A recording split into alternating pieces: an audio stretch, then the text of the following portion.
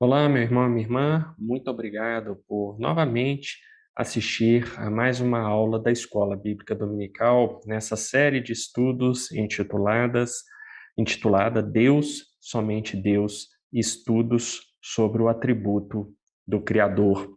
E hoje nós estudaremos dois atributos que são a onipresença e a onisciência de Deus. Antes de começarmos, vamos orar ao Senhor.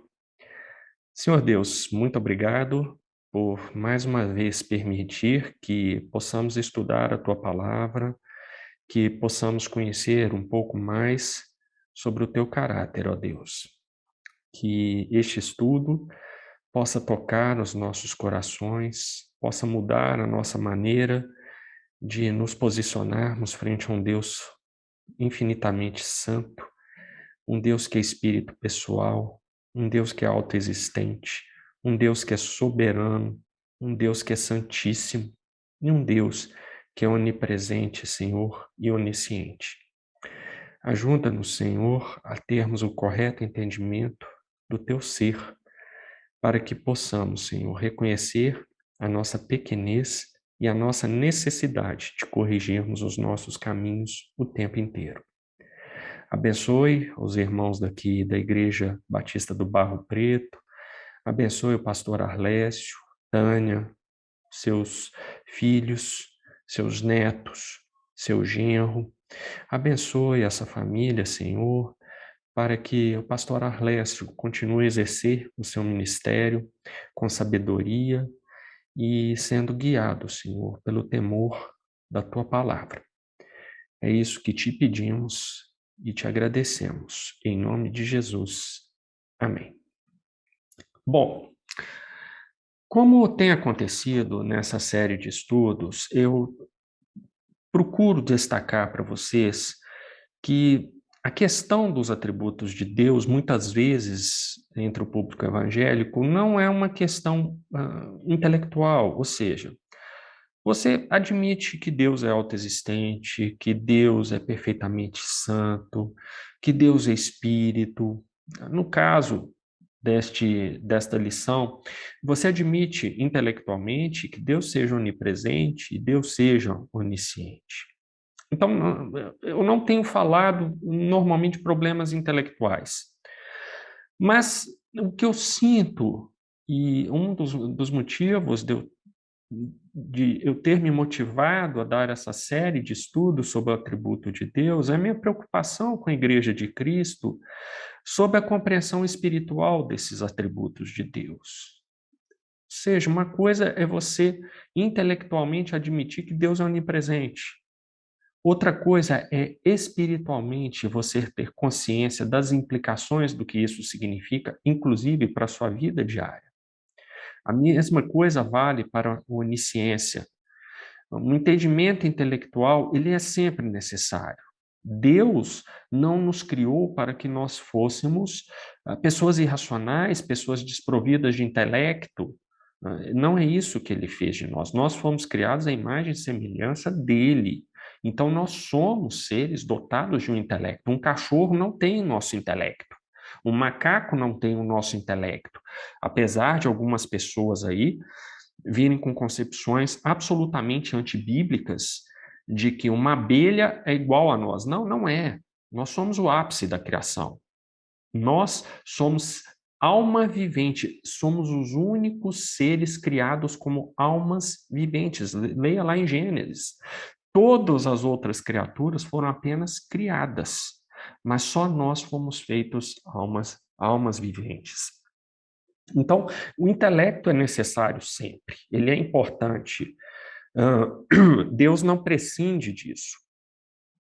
Agora, a compreensão puramente intelectual do ser de Deus ela é insuficiente, porque ela nos leva a um racionalismo vazio. Esse foi o erro dos iluministas do século XVIII, esse foi o erro de grandes pensadores como René Descartes, como Jean-Paul Sartre, como Heidegger e tantos outros que eu poderia citar aqui, iluministas e pós-iluministas, que acreditaram que tudo no mundo se explicaria por uma racionalidade, pelo intelecto, negando muitas vezes uma dimensão espiritual. Não era o caso de pessoas como Descartes. Descartes era um cristão, mas era definitivamente o caso de um Jean-Paul Sartre, por exemplo. Então, o intelecto, às vezes, te leva, às vezes não, ele sempre vai te levar para um lugar vazio, porque o intelecto, na concepção atual, significa a, a exclusão completa dessa dimensão transcendente e espiritual na compreensão das coisas. E quando nós nos referimos a Deus, isso é problemático, porque nós já vimos aqui que Deus é espírito. Então, Deus não pode ser plenamente compreendido pelo intelecto. Há coisas que são espirituais, há coisas que vêm pela fé e que não há uma explicação racional para aquilo ali. Então, esse é um ponto muito importante. E é por isso que eu tenho procurado, nessas lições de EBD, tratar com vocês levando tudo para um lado mais espiritual, mas sem deixar de lado o aspecto intelectual que nós temos que ter, e é muito bem-vindo, mas é um intelecto submetido à escritura, para que ele não se torne um intelecto vazio. Bom, então, a onipresença e a onisciência de Deus são atributos intelectualmente tranquilos nas igrejas evangélicas, mas não tanto espiritualmente tranquilos. E por isso vamos começar agora a nossa jornada para entender os desdobramentos e os impactos espirituais que cada um desses dois atributos tem em nossas vidas. Começando com a onipresença. Bom, a onipresença significa que Deus está presente simultaneamente em todos os lugares. Quando nós vimos a espiritualidade de Deus, nós vimos que Deus não tem um corpo físico. Ele não tem braços, não tem boca, não tem olhos. Vimos que a Escritura registra expressões do tipo mãos de Deus, olhos de Deus, mas nós já sabemos que trata-se de expressões antropomórficas, expressões em que o próprio Deus se permite reduzir para algo que seja exprimível em linguagem humana para que nós tenhamos a concepção adequada de quem é Deus. Não é uma compreensão plena, é uma compreensão adequada para os propósitos de Deus para nós na nossa vida. A compreensão plena nós jamais teremos, porque Deus é infinito, então ele jamais se esgota, o aprendizado de Deus jamais se esgota. Mas nós vimos, então, na espiritualidade, que Deus não tem corpo. Ele é um ser espiritual, ele está em uma outra dimensão. Nós estamos aqui presos nesse mundo tridimensional. Para nós, as coisas têm comprimento, altura e largura. Eu tenho altura, eu tenho peso, eu tenho volume, eu tenho massa, porque eu tenho um corpo físico. Deus não. Deus não tem nada disso. E exatamente porque ele não tem essas limitações espaço-temporais que nós temos, ele consegue estar presente simultaneamente em todos os lugares. Essa é a ideia central da onipresença de Deus. Omni, em grego, significa todo, né? E junto com a palavra presença, ou seja, ele é todo presente. Ele é plenamente presente. E aí nós vemos um segundo ponto importante. Deus não apenas está presente em todos os lugares ao mesmo tempo, mas ele o está plenamente. Não há nenhum lugar neste exato momento em que Deus não esteja 100% ali. Essa é uma coisa distinta de nós. Por exemplo, eu como professor universitário, dos grandes problemas que eu tenho com alunos é que muitas vezes você está ali na sala dando a sua aula e você vê que as pessoas estão ali de corpo presente, mas a mente está em outro lugar, está vagando por ali, está normalmente no WhatsApp, né? Então, nós, na nossa limitação de criaturas, nós não apenas só conseguimos estar presentes em um lugar ao mesmo tempo, como também nem sempre nós estamos ali plenamente. Às vezes nós estamos ali de corpo, mas a mente vagando, tá? Outras dimensões aí. Com Deus não é assim. Deus está sempre plenamente presente em todos os lugares ao mesmo tempo. Neste exato momento que eu gravo essa aula para você, Deus está aqui comigo.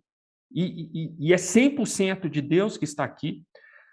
Agora que você está assistindo a minha gravação, já passou, eu já gravei. Olha que coisa engraçada. Pelos meus cálculos aqui, você está assistindo essa aula 2 semanas depois de eu tê-la gravado. Então é uma coisa que está no passado. Mas no momento que eu gravei, Deus estava aqui. No momento em que você assiste essa gravação, Deus está aí com você e está 100% aí. Mas Ele não está somente aí com você, na sua casa, assistindo. Ele está também com seu irmão, membro da Igreja do Barro Preto, que está assistindo a essa gravação neste mesmo momento. Deus está com ele, 100% com ele, ali, na mesma hora em que ele está 100% com você. Deus está 100% presente neste instante no Japão, na Coreia do Sul, na Coreia do Norte, na Inglaterra, no planeta Júpiter. Deus está lá. Deus está na estrela mais distante da nossa galáxia. Ele está lá, 100% dele está lá. Porque Deus é um ser espiritual, um ser que não tem um corpo físico. Então, ele não tem limitações espaço-temporais como eu ou como você. E mais do que isso, porque ele é Deus, ele consegue estar em todos os lugares simultaneamente e plenamente. Isso é uma característica que somente o nosso Deus tem. Nenhum de nós chega sequer perto de estarmos nessa situação. Somente o nosso Deus. E aí vamos ver o que a Escritura registra a respeito dessa onipresença de Deus. O texto básico, o texto mais conhecido, é o Salmo 139, na minha opinião, o salmo mais bonito da Bíblia. Eu tive o privilégio de, cerca de 2 anos e meio atrás, para 3 anos, ensinar. Eu ainda era professor da Escola Bíblica Dominical, aí na Igreja do Barro Preto, e eu pude ensinar numa EBD de férias, ali no mês de janeiro, lá no Auditório Rui Franco, ensinar sobre esse Salmo 139. Então, foi uma manhã inteira maravilhosa com os irmãos lá, estudando esse belíssimo Salmo 139. E o Salmo 139, ele faz uma declaração muito forte a respeito da onipresença de Deus nos seus versículos de 10 a 7. Diz assim, o rei Davi: para onde me ausentarei do teu espírito? Para onde fugirei da tua face? Se subo aos céus, lá estás. Se faço a minha cama no mais profundo abismo, lá estás também. Se tomo as asas da alvorada e me detenho nos confins dos mares, ainda lá me haverá de guiar a tua mão, e a tua destra me susterá. Veja, Davi está declarando que não há nenhum lugar em que ele esteja, que Deus não esteja lá também. E lá plenamente. Não há como fugir de Deus. Onde quer que você esteja, Deus está lá e está 100% ali, está plenamente ali. Mas esse salmo também traz alguns aspectos interessantes que ressaltam essa ideia da onipresença de Deus, e são aspectos que às vezes passam despercebidos das pessoas que o leem. Primeiramente, há uma expressão aqui que é se subo aos céus. É a ideia do norte. O céu é algo que está lá em cima. É como se Davi estivesse pensando no norte de uma bússola. Por outro lado, se faço a minha cama no mais profundo abismo, é lá embaixo, seria o sul. Bom, mas ele não para aí. Se tomo as asas da alvorada, onde a alvorada ocorre, ou seja, onde o sol nasce, é no leste.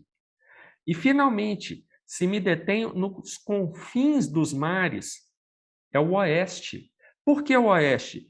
Porque esses mares aí, é um jeito poético de se referir ao mar Mediterrâneo, que está a oeste da Terra Santa, da terra habitada pelo rei Davi. Então veja o que nós temos no Salmo 139. Deus está no norte, está no sul, está no leste, está no oeste. Isso em linguagem poética, o que Davi quis transmitir é: não há nenhum lugar em que Deus não esteja, ele está em todas as direções, ao mesmo tempo, sustentando, provendo, exercendo misericórdia e exercendo também a sua ira. Não é à toa que o atributo da ira de Deus é muito negligenciado, mas nós estudaremos, será o nosso último atributo no encerramento dessa série. Mas veja como Davi dá essa ideia. Deus está em todos os lugares e usa uma bússola, usa os 4 pontos de orientação, os 4 pontos cardinais, para mostrar essa verdade, que Deus está em todos os lugares. Deus está em todos os lugares ao mesmo tempo, mas habita nos altos céus. A Escritura declara que Deus, sendo espiritual, não tendo corpo, ele está em todos os lugares e plenamente, conforme nós vimos, mas ele habita, ele reina em um lugar, que são os altos céus, algumas vezes chamado na Escritura de céu. É lá o lugar de Deus, é lá onde Deus está plenamente também reinando, governando cada aspecto da sua criação, como nós vimos naquela lição sobre a soberania de Deus. Deus reina sobre todos os aspectos da sua criação o tempo todo. Então, Deus, de acordo com a Escritura, reside nos altos céus. Vejamos, Salmo 123:1 declara: a ti que habitas nos céus, elevo os olhos. Veja que é uma coisa interessante aqui no texto bíblico. Quando a Bíblia usa o plural aí, céus, é para enfatizar a ideia de que é o alto céu, é o céu mais alto. Isso é muito poderoso na Bíblia, porque mostra que Deus habita num lugar altíssimo, separado da sua criação. Lembra que eu falei da semana passada com a santidade de Deus? Deus, ele é santo, ele é separado da sua criação. Ele não se confunde com a sua criação, então qualquer ideia panteísta cai por terra à luz da Escritura. Então, por ele estar separado da sua criação, a Escritura registra: Deus habita em um lugar que é o céu altíssimo, é o céu santíssimo, vamos dizer também, que muitas vezes é chamado pelo plural, céus. Então, você repare, sempre que a Escritura usar esse termo céus, habitas nos céus, quer dizer, habita no céu altíssimo, totalmente separado da sua criação. Bom, como eu disse, a altura das alturas. Né? Salmo 97:9. Pois tu, Senhor, és o Altíssimo sobre a terra, tu és sobremodo elevado acima de todos os deuses. Olha aí, tu és o Altíssimo sobre a terra. Bom, quem é Altíssimo é assim chamado porque habita lá no alto dos altos. É o que é mostrado naquele balãozinho do slide anterior. Deus habita no alto dos altos, no céu mais alto que existe. Lá é a morada do Deus eterno. Isaías 6:1 declara: no ano da morte do rei Uzias, eu vi o Senhor assentado sobre um alto e sublime trono, e as abas de suas vestes enchiam o templo. Você deve falar: puxa vida, mas você já usou esse versículo na aula passada para falar da santidade de Deus, da visão do profeta Isaías sobre o trono de Deus? Corretíssimo. Muitos desses versículos vão se repetir aqui nas aulas. Por quê? Porque eles dizem respeito a vários atributos de Deus simultaneamente. Então, essa parte de Isaías aí, que nós usamos para falar da santidade de Deus, também serve para falar dessa verdade que Deus habita no lugar altíssimo, no céu altíssimo, no alto dos altos céus. E aí está: viu o Senhor assentado sobre um alto e sublime trono. Onde estava esse alto e sublime trono? Estava nos céus, estava nos altos céus. É lá que está o trono de Deus, é de lá que ele reina sobre sua criação o tempo inteiro. É de lá que ele também está presente em toda todo o espaço, em todos os lugares. Deus não tem corpo. Ele consegue estar assentado no seu trono nos céus e também está lá no finalzinho do estado do Amazonas, no meio da floresta amazônica. Ele está plenamente lá, está sentado no seu trono lá no alto céu? Sim, está. Deus está em todos os lugares ao mesmo tempo, mas é do céu que ele reina, que ele exerce a sua majestade sobre toda a sua criação. Apocalipse 4:1, o apóstolo João declara: depois destas coisas olhei, e eis não somente uma porta aberta no céu, como também a primeira voz que ouvi, como de trombeta ao falar comigo, dizendo: sobe para aqui, e te mostrarei o que deve acontecer depois destas coisas. Então, ele viu uma porta aberta onde? No céu, onde Deus habita. E lá ele ouviu uma voz como de trombeta falando com ele: sobe para aqui. Percebe? Olha só a ideia de Deus separado da sua criação. Remete ao que nós estudamos sobre santidade de Deus. Remete sobre a onipresença de Deus. Deus está assentado no seu trono lá no céu, no alto céu, mas ao mesmo tempo ele está aqui, neste local onde eu estou gravando esta aula aqui. Ele está plenamente aqui, mas ele está também lá no seu trono, no céu. Eclesiastes 5:2, o rei Salomão declara: não te precipites com a tua boca, nem o teu coração se apresse a pronunciar palavra alguma diante de Deus, porque Deus está nos céus e tu na terra. Portanto, sejam poucas as tuas palavras. Nossa, muito claro. Deus está onde? Nos céus. Olha o plural aí. No céu do céu, no alto dos altos. E nós estamos onde? Na terra. Aqui em Eclesiastes, o rei Salomão está declarando uma outra verdade que nós já estudamos aqui. Deus é um ser transcendente, que está lá nos altos céus, que não se mistura com a sua criação. Nós somos seres imanentes, estamos presos a esse espaço-tempo em que nós vivemos.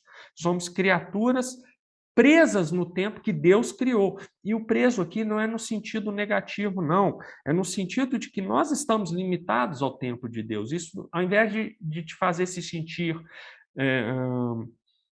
inferiorizado, deve te fazer sentir vontade de dar glórias a Deus, porque isso só mostra a maravilha de Deus. Deus não se limita no tempo como nós nos limitamos. Nós estamos aqui, o que aconteceu ontem já é o meu passado. Neste momento, tenho aqui o meu presente e o meu futuro acontecerá. Daqui a pouco, eu estou preparando aqui.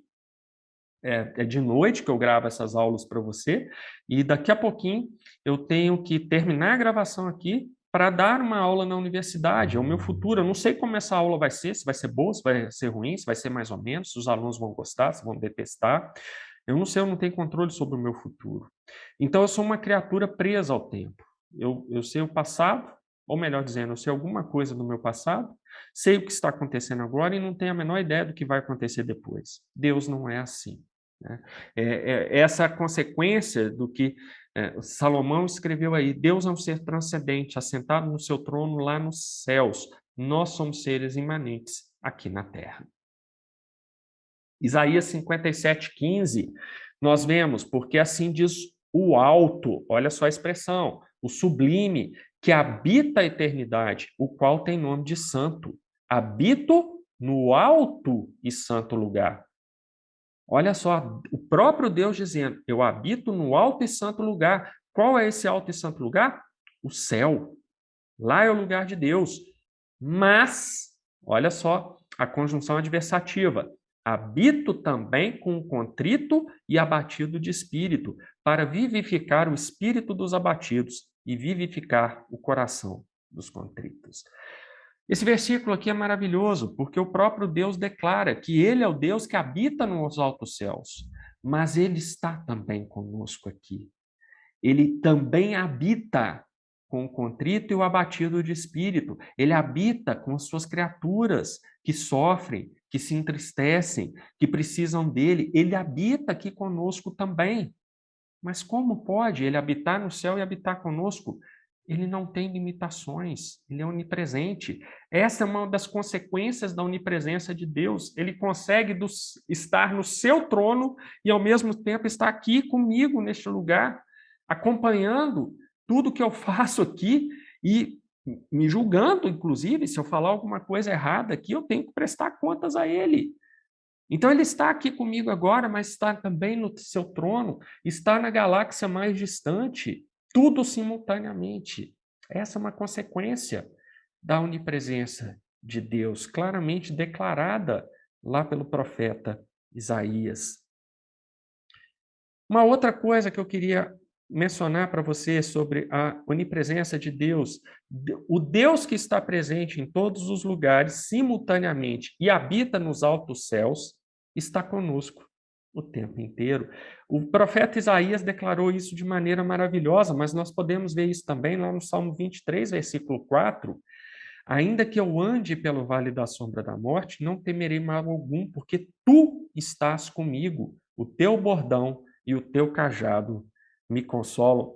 Veja como Davi aqui, antes de Salomão, ele dá uma ideia até mais clara disso, da presença de Deus aqui conosco, e não é uma presença desinteressada, como dizem os adeptos da teologia do processo, do deísmo ou do teísmo aberto, que acham que Deus, no máximo, fica ali parado, vendo o que acontece conosco e sem intervir em nada.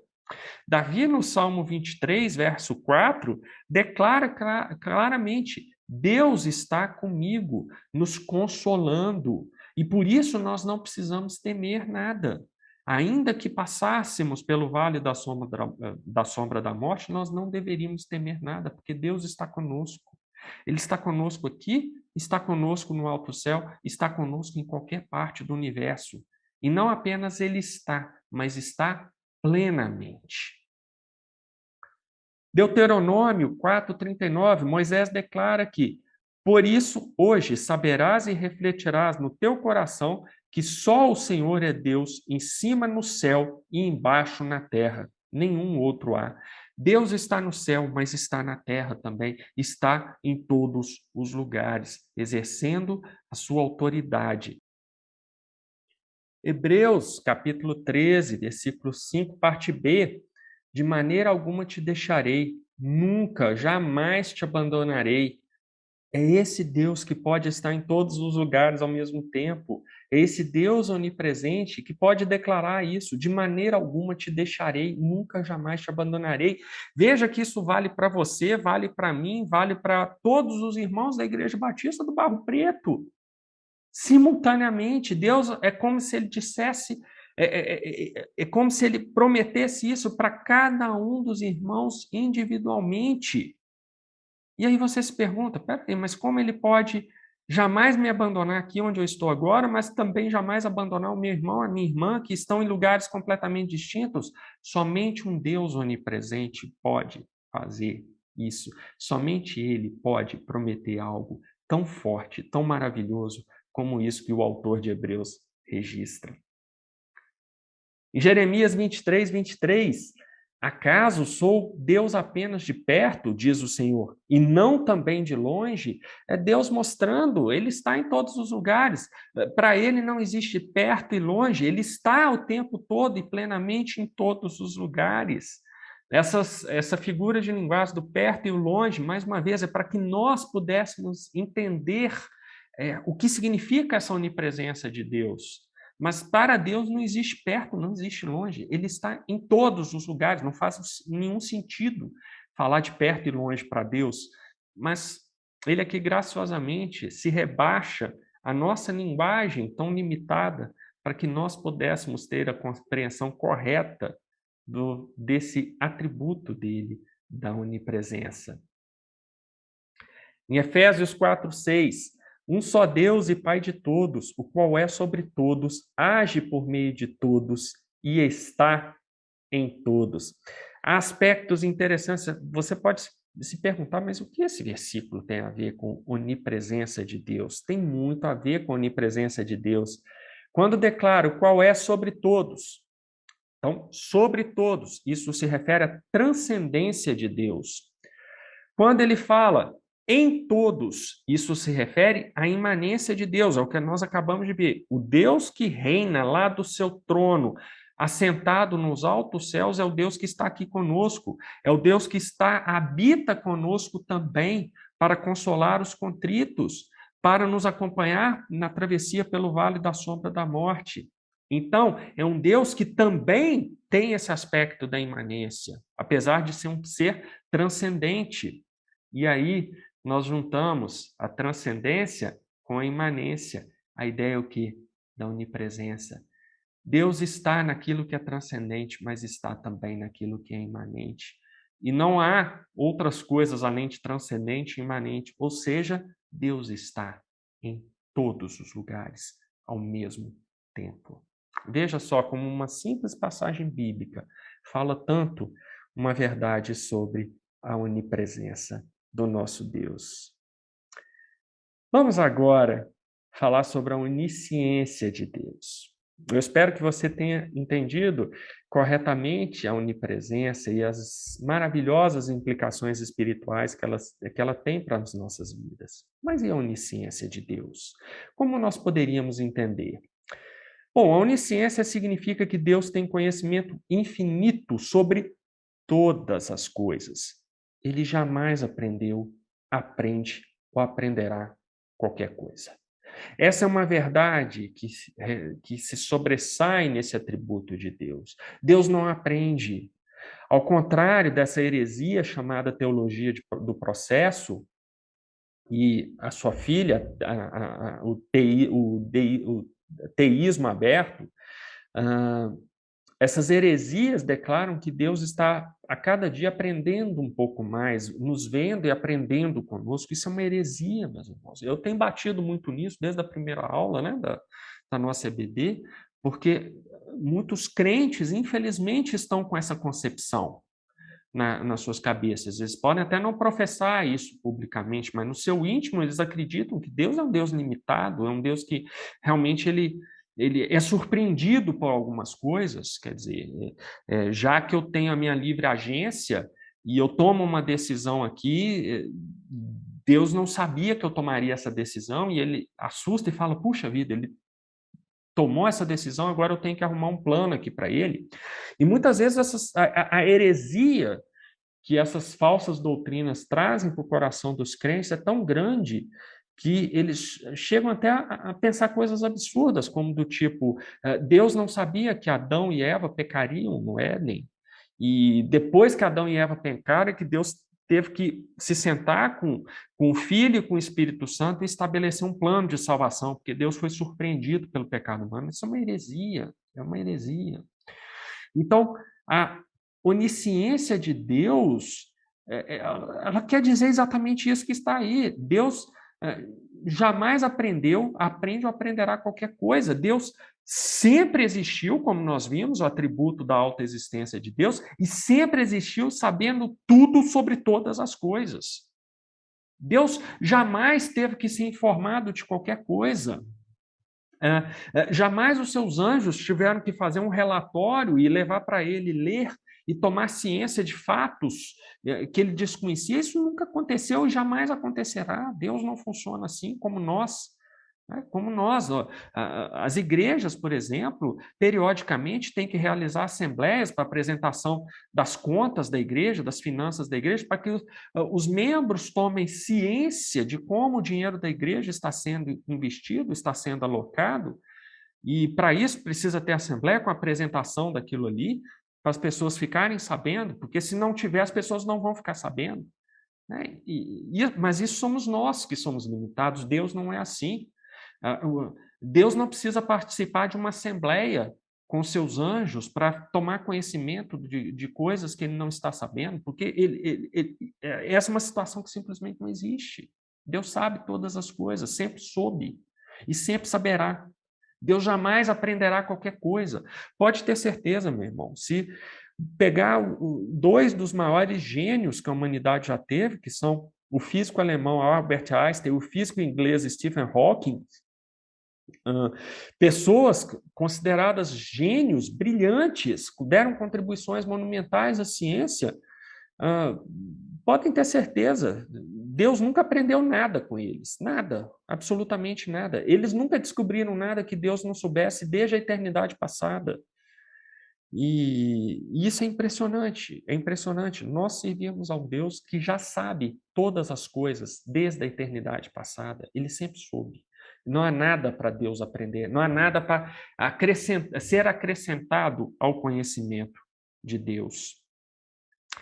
E aí há 6 implicações dessa verdade sobre a onisciência de Deus. Primeiro, Deus tem perfeito conhecimento de si mesmo.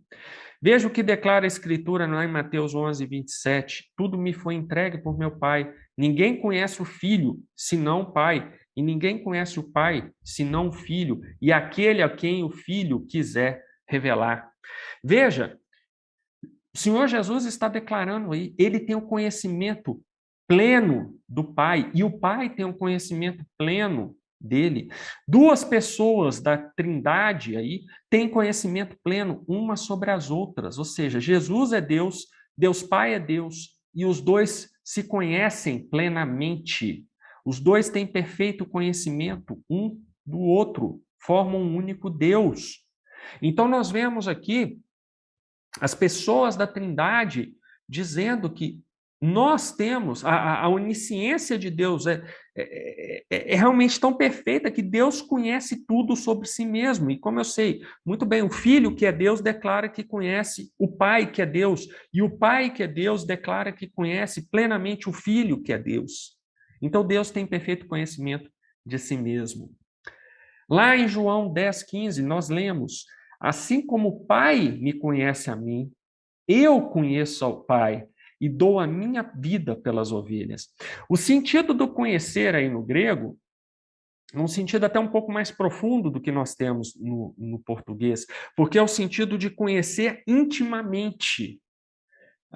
Em português, nós teríamos que acrescentar assim como o Pai me conhece intimamente a mim, né, nós teríamos que colocar esse advérbio aí para completar a ideia.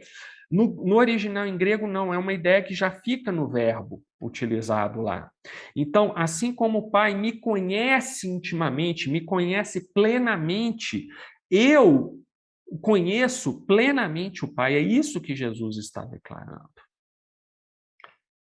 Lá em 1 Coríntios 2,11, o apóstolo Paulo declara que por que qual dos homens sabe as coisas do homem, senão seu próprio espírito que nele está? E veja agora o que Paulo declara, a importância disso. Assim também as coisas de Deus, ninguém as conhece, senão o Espírito de Deus. Então, se você estava sentindo falta do Espírito Santo, aí, porque os 2 versículos anteriores falaram que Pai conhece plenamente o Filho e vice-versa, agora está aí. O apóstolo Paulo, inspirado pelo Espírito Santo, declarando que somente o Espírito Santo conhece as coisas de Deus. Novamente, o verbo conhecer aí no original em grego é conhecer plenamente, conhecer intimamente. Então a Escritura declara que o Espírito Santo conhece Deus plenamente. Que Deus? Deus o Pai, Deus o Filho. Então nós poderíamos dizer: o Pai conhece o Filho e o Espírito plenamente. O Filho conhece o Pai e o Espírito plenamente. O Espírito conhece o Pai e o Filho plenamente. Então Deus tem um conhecimento pleno, perfeito sobre si mesmo. Implicação número 2. Deus tem perfeito conhecimento de tudo que existe fora de si mesmo. Ou seja, Deus não conhece plenamente apenas a si mesmo, mas conhece plenamente tudo que está fora do seu ser, tudo que é externo ao ser de Deus. Vejamos, lá em Jó 37,16, a Escritura declara: tens tu notícia do equilíbrio das nuvens e das maravilhas daquele que é perfeito em conhecimento? Veja, aqui Deus declarando que ele é perfeito em conhecimento. Ora, se ele é perfeito em conhecimento, ele não está se referindo apenas ao conhecimento sobre ele, mas também ao conhecimento de tudo que existe fora dele, porque, do contrário, ele não seria perfeito em conhecimento. É uma questão lógica. Olha só a importância de usar o intelecto também para um entendimento correto da Escritura. Então, se você disser: que Deus conhece apenas a si mesmo plenamente, a decorrência lógica é que ele não conhece plenamente o que está fora dele. Logo, ele não é perfeito em conhecimento. Mas a Escritura declara exatamente o contrário. Lá no Salmo 147, versículo 5, lemos que grande é o Senhor nosso e muito poderoso, o seu entendimento não se pode medir. A ideia do entendimento não se pode medir é uma forma poética de você dizer que o conhecimento de Deus é infinito, o conhecimento de Deus é pleno. Ele não se pode medir sob qual padrão? Sob o padrão humano. É algo que escapa ao nosso entendimento, que é algo que escapa à nossa compreensão, porque é perfeito, porque é pleno, porque é infinito, porque é total. Sempre foi, é e sempre será desse jeito.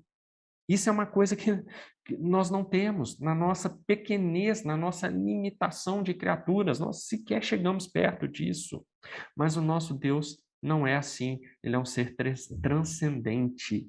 É um ser que, com a sua transcendência, tem um conhecimento pleno de todas as coisas que no nosso mundo aconteceram, acontecem ou acontecerão. Lá em 1 João 1,5, nós lemos também: ora, a mensagem que, da parte dele, temos ouvido e vos anunciamos é esta, que Deus é luz e não há nele treva nenhuma. A ideia de luz aqui refere-se também à ideia de conhecimento. É a luz como conhecimento.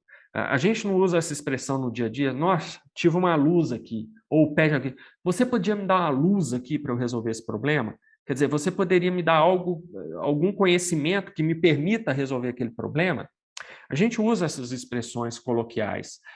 É exatamente disso que a Escritura está falando aqui também. Não é só isso, mas é também isso. Deus é luz, quer dizer, Deus tem um conhecimento pleno, nele não há treva nenhuma. O que seria essa treva aí? Seria a ausência de conhecimento sobre alguma coisa.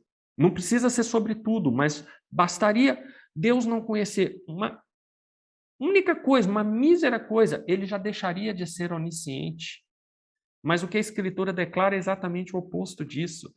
Em Deus não há treva nenhuma, ou seja, não há ausência de conhecimento em Deus. Ele sabe todas as coisas. Explicação 3. Deus tem conhecimento eterno. É como eu disse, Deus conhece todas as coisas desde a eternidade passada. Deus nunca teve que aprender nada, porque ele sempre soube tudo, tudo, absolutamente tudo. Lá em Isaías 46, versículos 9 e 10, nós já lemos esse texto, mas olha como ele agora está aplicado a outro atributo de Deus. Lembrai-vos das coisas passadas da antiguidade, que eu sou Deus e não há outro. Eu sou Deus e não há outro semelhante a mim, que desde o princípio anuncio o que há de acontecer e desde a antiguidade as coisas que ainda não sucederam. Que digo, o meu conselho permanecerá de pé, farei toda a minha vontade. Veja, lembrai-vos das coisas passadas da antiguidade. Eu sou Deus, não há nenhum outro. Eu sou Deus e não há outro semelhante a mim, que desde o princípio de quê? Princípio de todas as coisas. Olha a primeira expressão que aparece na Bíblia. No princípio criou Deus. Então a ideia, o que é esse no princípio? É o momento exato em que o universo imanente passa a existir. Então, Deus, desde esse momento exato em que o universo passou a existir, anuncia o que há de acontecer. E desde a antiguidade, as coisas que ainda não sucederam. Isso aqui é um jeito que a Escritura tem para dizer: olha, desde a eternidade passada, Deus já sabe as coisas que vão acontecer. E como isso é possível? Em parte, você pode entender isso um pouco melhor, sabendo que Deus é um ser transcendente que não está restrito ao tempo, ao fluxo do tempo, como é o nosso caso. Nós temos passado, presente e futuro. Deus não tem nada disso. Deus acompanha os eventos humanos se desenrolando, Deus sabe o que os eventos humanos, aqui na sua criação, ocorreram no passado, estão ocorrendo ou ainda ocorrerão. Mas o próprio Deus não está limitado por essa visão. Por isso, ele sabe todas as coisas que ainda acontecerão. Ele sabe todas as coisas que aconteceram, sem esquecer um único detalhe. Ele sabe tudo o que está acontecendo agora. Ele sabe todas as coisas. Deus não se limita ao tempo. Implicação 4. Deus tem conhecimento simultâneo de todas as coisas. Veja o que Paulo declara lá em Romanos 11, versículos 33 a 35. Ó profundidade da riqueza, tanto da sabedoria como do conhecimento de Deus. Quão insondáveis são os seus juízos e quão inescrutáveis os seus caminhos. Quem, pois, conheceu a mente do Senhor? Ou quem foi o seu conselheiro? Ou quem primeiro deu a ele para que lhe venha a ser restituído? Ou seja, o conhecimento de Deus é pleno e sempre foi. Não há nada. Quem foi o conselheiro de Deus? Quem conheceu a mente de Deus? Quem primeiro deu a ele para que lhe venha a ser restituído? Vejam, é uma sequência de 3 perguntas retóricas. A resposta é sempre ninguém. Quem conheceu a mente do Senhor? Ninguém. Quem foi o seu conselheiro? Ninguém. Quem primeiro deu a ele para que lhe venha a ser restituído? Ninguém. Ninguém. Lá em Isaías 40, versículo 13, o profeta declara: quem guiou o Espírito do Senhor? Ninguém. Ou, como seu conselheiro o ensinou? Ninguém. Com quem tomou ele conselho para que lhe desse compreensão? Ninguém. Quem o instruiu na vereda do juízo e lhe ensinou sabedoria e lhe mostrou o caminho do entendimento? Ninguém. Novamente, uma sequência de perguntas retóricas. A resposta é sempre ninguém. O conhecimento de Deus é simultâneo. Deus conhece absolutamente tudo sobre todas as coisas ao mesmo tempo. Ele sempre conheceu, ele conhece e sempre conhecerá. Mais uma vez, aquela ideia, nunca houve nada que Deus não soubesse. Pode pensar num cientista conhecido, famoso, importante. Ele nunca descobriu nada que fosse uma novidade para Deus. Desde a eternidade passada, Deus já sabia aquilo ali, que ele levou anos da vida dele de trabalho pesquisando e descobrindo. Mas Deus já sabia disso desde a eternidade passada. Implicação 5, a nossa penúltima implicação dessa lição. O conhecimento de Deus é exaustivo. Ele conhece tudo em seus mínimos detalhes. Lá no Salmo 33, versículos de 13 a 15, nós lemos: o Senhor olha dos céus, vê todos os filhos dos homens, do lugar de sua morada, observa todos os moradores da terra. Ele que forma o coração de todos eles, que contempla todas as suas obras. Veja como a palavra todos, com as suas variações, aparece o tempo todo nessa, olha aí o todo de novo, nessa passagem.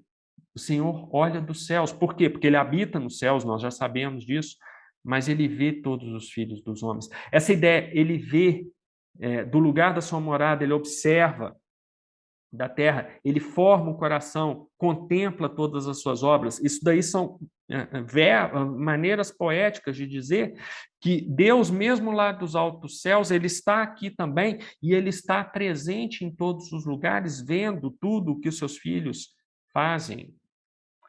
Conhecimento de Deus é esse conhecimento maravilhoso, pleno, infinito, inigualável.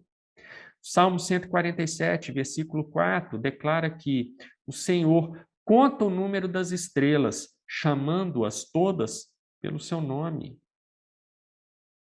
Deus sabe quantas estrelas há no universo, ele sabe quantas estrelas existirão daqui a 1, 2, 3, 1.000, 100 milhões de anos, ele sabe. Ele sabe exatamente, a Escritura assim o declara, quantos fios de cabelo há na cabeça de cada um de nós. Nenhum pássaro voa de um lugar para o outro sem que Deus saiba. Nenhuma folha cai da árvore sem que Deus saiba. Nós não fazemos nada sem que Deus saiba. O conhecimento de Deus é pleno, ele vai nos mínimos detalhes. Se você acha que há uma coisinha aqui, bom, discretamente eu vou esconder essa borracha que está aqui perto de mim, eu vou pôr a mão aqui, Deus não vai ver. Ele sabe cada coisa nos seus mínimos detalhes. Ele sabe exatamente qual é o movimento dos átomos que formam essa mesa na qual eu estou apoiando o computador aqui que eu uso para gravação. Ele sabe exatamente para que direção esse átomo vai, se ele vai colidir com quem, qual é a estrutura dele, se vai ser uma estrutura estável, no caso se não vai ser. Deus sabe todas as coisas nos seus mínimos detalhes. Provérbios 5, 21, a Escritura declara: porque os caminhos do homem estão perante os olhos do Senhor. Ele considera todas as suas veredas. Ou seja, não há nada que você queira fazer que Deus não observe, que Deus não esteja sabendo sobre você. Provérbios 15, 3 declara: os olhos do Senhor estão em todo lugar, contemplando os maus e os bons. Olha a expressão antropomórfica aí, os olhos do Senhor. A gente já viu, Deus não tem olho, Deus é espírito, ele é desprovido de membros, de partes, de corpo, então ele não tem olhos. Mas aqui é um jeito de, numa linguagem humana, entendermos que Deus está não apenas presente em todo lugar, mas que ele sabe, os olhos de Deus significa Deus sabe, Deus está vendo, Deus tem conhecimento do que você está fazendo. Estão em todo lugar, ou seja, Deus conhece tudo em todo lugar, simultaneamente, nos seus mínimos detalhes. Finalmente, implicação 6 da onisciência de Deus. O conhecimento de Deus é penetrante. Ele vê o que nenhum outro consegue ver.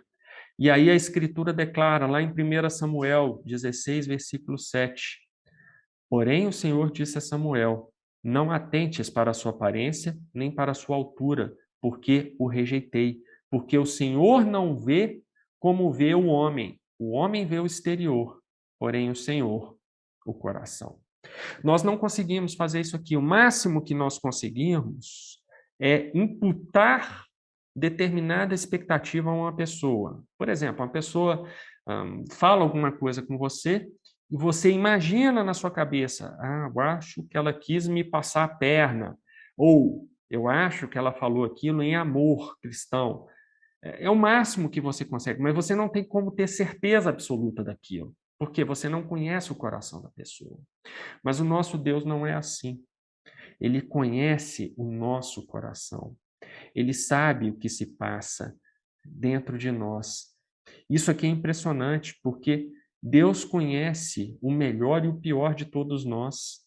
Ele sabe do nosso temperamento difícil, ele sabe daquilo que nós fizemos contrário à sua escritura ao longo de toda a nossa vida. Ele sabe quando nós nos iramos e dizemos para pessoas que não, estamos bem, estamos calmos, não aconteceu nada, está tudo bem. Por quê? Por quê? Por que você está perguntando se eu estou nervoso? Eu não estou nervoso. Não é assim que a gente faz? A gente mente tentando enganar os outros, e muitas vezes nós até conseguimos enganar os outros, uma coisa pecaminosa, mas nós fazemos isso. Mas com o nosso Deus não é assim. Nós não conseguimos enganar a Deus porque Ele sabe todas as coisas a nosso respeito. Ele vê o nosso coração. E para terminar essa lição de hoje, desse vídeo, melhor dizendo, eu queria deixar com você mais um trecho desse salmo belíssimo, que é o 139, agora indo dos versículos de 1 a 6. Senhor, tu me sondas e me conheces, sabe quando me assento e quando me levanto. De longe penetras os meus pensamentos, esquadrinhas o meu andar e o meu deitar, e conheces todos os meus caminhos. Ainda a palavra me não chegou à língua, e tu, Senhor, já a conheces toda. Tu me cercas por trás e por diante, e sobre mim pões a mão. Tal conhecimento é maravilhoso demais para mim, é sobremodo elevado. Não o posso atingir. Que poema belíssimo do rei Davi, reconhecendo a sua finitude, a sua pequenez diante desse Deus que é onisciente, que é onipresente. Tal conhecimento é maravilhoso demais para mim, é sobremodo elevado, não posso atingir. Quem pode atingir um conhecimento pleno de Deus, a não ser o próprio Deus? Nenhum de nós, criaturas, podemos. Somente o próprio Deus pode fazer isso. E veja que aqui o salmista declara que Deus sabe todas as coisas. Ele nos sonda, nos conhece. O sondar aqui no sentido, ele consegue nos examinar intimamente em todos os nossos aspectos. Ele consegue nos analisar em cada detalhe. E ele nos conhece. Ele sabe tudo que nós fazemos. Essa ideia de quando me assenta e quando me levanta, a ideia de que ele sabe tudo que fazemos. Ele de longe penetra os meus pensamentos. Já disse que para Deus não faz sentido em falar longe ou perto, mas aqui é uma linguagem poética. Davi está ressaltando que Deus conhece todos os meus pensamentos em profundidade e plenamente. Ele esquadrinha o nosso andar, nosso deitar, conhece todos os nossos caminhos. Não há nada que nós pretendamos fazer, olha só, fazer, futuro, que Deus já não saiba que nós vamos fazer. Ele sabe, ele sabe. Ele não está sujeito ao tempo, para ele não existe futuro. Para ele, todas as coisas são um agora, um acontecer simultâneo. Ele sabe todas as coisas e sempre soube desde a eternidade passada. Ainda mais poderoso, Davi declara: ainda a palavra não chegou à língua, e tu, Senhor, já a conheces todas. Eu sequer abri minha boca para começar essa lição aqui, e Deus já sabia tudo o que eu ia falar. E mais do que isso, ele já sabia exatamente o que eu ia falar desde a eternidade passada. Antes da criação do mundo, Deus já sabia exatamente que hoje eu estaria sentado aqui na frente desse computador falando sobre esse conteúdo. Ele conhecia cada slide que eu montei, antes mesmo que eu pensasse se eu ia ou não usar slide, mas Deus já sabia que eu usaria este slide com essa estética. Deus sabia de tudo isso. E esse é o nosso Deus maravilhoso. Não há nada que nós possamos esconder do nosso Deus, porque o nosso Deus está em todos os lugares, plenamente, o tempo todo. E Deus conhece todas as coisas plenamente, o tempo todo. Esse é o nosso Deus, onipresente e onisciente. Na semana que vem, nós estudaremos mais um atributo de Deus, que são a onipotência e a imutabilidade. Vamos orar para encerrar essa lição? Senhor Deus, te declaramos, Senhor, o nosso estado maravilhado diante da tua majestade. Somente um Deus pleno, um Deus transcendente poderia ser onipresente e onisciente. E com o coração cheio de temor, Senhor, te declaramos que Tu és um Deus maravilhoso, Tu és um Deus infinito, Tu és um Deus glorioso, Tu és o nosso Senhor, Rei sobre toda a terra. Não há nada, Senhor, que escape da Tua mão, não há nada que escape do Teu conhecimento, não há nada que escape da Tua presença. E isso deve nos maravilhar, Senhor. Mas corrija, Senhor, os nossos maus caminhos, corrija essas nossas mentes contaminadas pelo pecado lá de Adão, Senhor, no Éden. Pecado que é responsabilidade nossa, sim. E corrija-nos, Senhor, corrija os nossos pensamentos, corrija as nossas atitudes. Não esconda a tua face de nós, Senhor. Não deixes de te revelar a nós dessa maneira tão maravilhosa, Senhor. Ajuda-nos em todos os momentos da nossa vida, Senhor. Santifica-nos, porque precisamos desesperadamente disso. É isso, Senhor, que te suplicamos e te louvamos, em nome do Senhor Jesus. Amém. Mais uma vez, muito obrigado pela sua atenção e até a próxima aula.